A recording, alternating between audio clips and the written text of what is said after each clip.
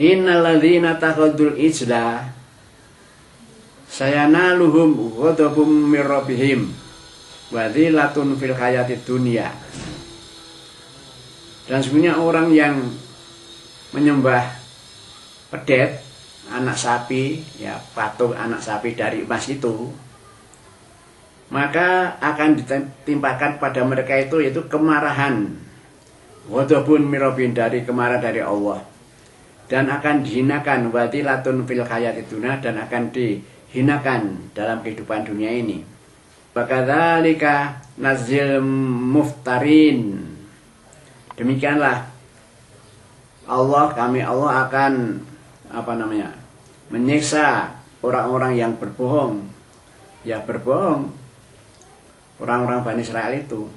Orang ditinggal Musa suruh ya beribadah sesuai dengan perintah Musa di bawah pimpinan Harun, kok lalu mereka menyembahnya tidak kepada Allah, tapi malah menyembah patung anak sapi tadi. Itu akan diazab di dunia itu. Walladzina amilus sayyiati tsumma tabu mim ba'diha wa amanu inna rabbaka mim ba'diha laghafurur rahim. Sesungguhnya orang yang berbuat jahat, berbuat jelek, termasuk balanya Musa yang menyembah berhala itu berbuat jahat itu. Tsumma tabu, lalu mereka bertobat, ya. Mim ba'diha, setelah penyembahannya itu, menyesali seperti atas dijelaskan, mereka menyesal juga kan. Nah kalau sudah menyesal lalu bertobat, wa amanu, dan lalu beriman kembali, iman pada Allah, pada Rasul dan ajarannya itu, inna rabbaka mim ba'diha laghafurur rahim. Maka sebenarnya Allah setelah itu, setelah mereka bertobat itu, Allah itu Maha Pengampun dan Maha Belas Kasihan. Artinya apa? Yang minta tobat diterima tobatnya, karena Allah itu kasihan pada mereka itu. Ya sudah, kalau sudah bertobat ya sudah dikasih lagi gitu, tidak diadab, tidak disiksa lagi, ya begitu.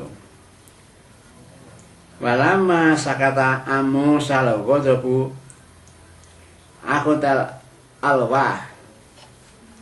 Maka ketika Musa sudah berhenti kemarahannya, sudah tidak marah lagi itu, maka akhudal alwah, saya mengambil lembaran-lembaran kitab yang sudah dilempar tadi, diambil lagi itu. Sudah tidak marah lagi sama Harun, diambil itu.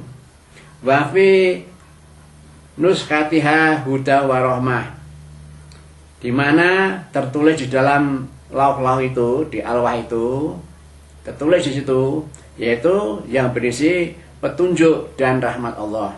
Artinya itu dijelaskan tentang petunjuk Allah.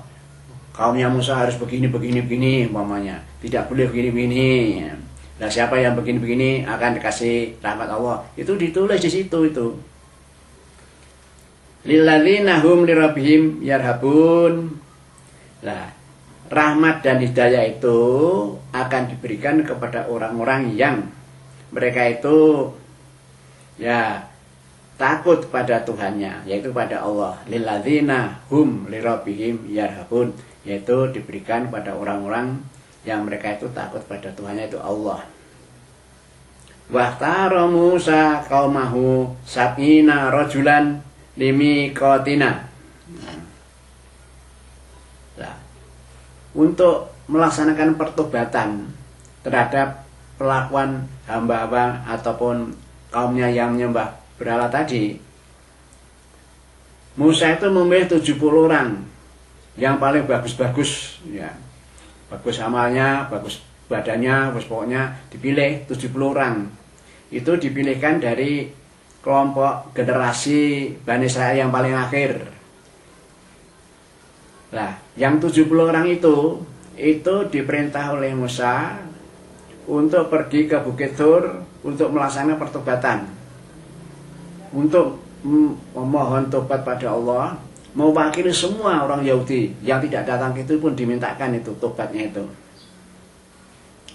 Ya, mestinya dengan acara pendekatan diri pada Allah, beribadah dengan sesuai petunjuknya Musa, begitu, mestinya begitu. Lalu setelah selesai melaksanakan itu, ya, pertobatan itu, Musa datangi mereka. Tapi apa yang terjadi? Mereka yang dipilih untuk mewakili kaumnya untuk bertobat di Bukit Tur tadi, itu menghadap Musa sambil mengatakan, "Ya Musa, mohonlah pada Allah yang intinya aku ingin melihat dengan mata kepalaku ini, melihat Allah." Nah, jadi permintaannya seperti pada waktu Musa ketemu Allah pertama kali itu, supaya aku bisa ketemu kamu ya Allah. Begitu, ini sama ini. Dia minta pada Musa supaya bagaimana dia bisa melihat Allah lah, begitulah. Nah terus menyambung ayat ini berikutnya. Falamma akhadathumur rajfatu. Nah, habis dia ngomong begitu pada Musa, datanglah mereka itu diazab dengan datangnya gempa bumi. Maka ini falamma akhadathumur rajfatu. Maka mereka itu ditimpa gempa bumi habis pengucapan tadi itu. Kalau pada waktu Musa kan juga begitu lah. Begitu minta melihat Allah, disuruh datang ke gunung kan, akhirnya ya Musa apa itu tidak sadar diri tadi.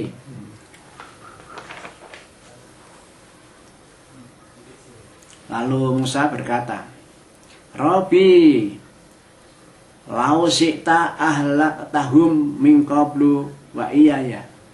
Hei Tuhanku, kalau engkau mau membinasakan mereka kaumku itu, mestinya termasuk juga aku, itu harus dilakukan kemarin-kemarin, bukan sekarang ini. Misalnya yang kemarin-kemarin sudah dilaksanakan itu. Kalau memang sudah melaksanakan pelanggaran, ya mestinya kemarin-kemarin membinasakan itu, termasuk aku. Jangan sekarang ini, begitu maksudnya gitu. Atau likuna bima fa'ala subha'u minna. Apakah engkau ya Allah akan membinasakan kami, kaumku dan aku ini, hanya lantaran ada sebagian dari kaumku yang bodoh-bodoh itu, yaitu yang menyembah patung itu. Nah itu, in hiya ila fitnatuka. Nah itu semua kan hanya cobaan dari kamu. Jadi mereka itu menyembah patung, yaitu bukan cobaan juga itu dari kamu itu. Dia hanya sak dermo aja itu melaksanakan itu. Nah itu merupakan cobaan dari kamu. Tudillu biha man tasya, dan kau akan menyesatkan orang yang engkau kendaki. Watahdi man tasya, dan engkau juga akan memberikan pujuk pada orang-orang yang engkau hendaki. Anta waliyuna, engkau ya Allah, engkau itu kan pelindungku. Aku selalu mohon perlindungan padamu ya Allah. Oleh karena itu, faghfir lana, ampunilah kami semua ini, aku dan kaumku itu ampunilah. Warhamna, dan belas kasihilah kami ini. Karena kami telah berbuat dosa, kaumku itu menyembah berhala. Kasihanilah ini. Wa anta khairul ghafirin, dan sesungguhnya engkau ya Allah itu zat yang maha beri pengampunan. Makanya kami mohon ampun ya Allah padamu, karena engkau kan maha pemberi pengampunan.